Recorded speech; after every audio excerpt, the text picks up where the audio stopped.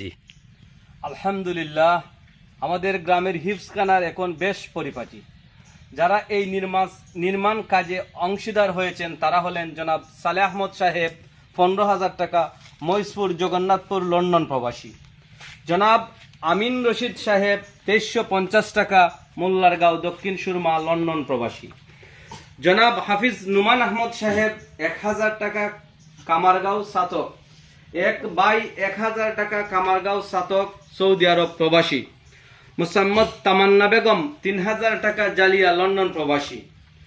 পূর্বে প্রথম দিকে লন্ডন প্রবাসী জনাব লায়েক আলী ও জুমা বেগমের পক্ষ থেকে আরো 10,000 টাকা এই নির্মাণ কাজে ব্যয় করা হয়েছে। আমরা আপনাদের প্রতি কৃতজ্ঞ। আল্লাহ সুবহানাহু ওয়া তাআলা আপনাদের সবাইকে সুস্থ সহিত শান্তিময় জীবন দান করুন, আমিন। পড়ো তোমরা পড়ো।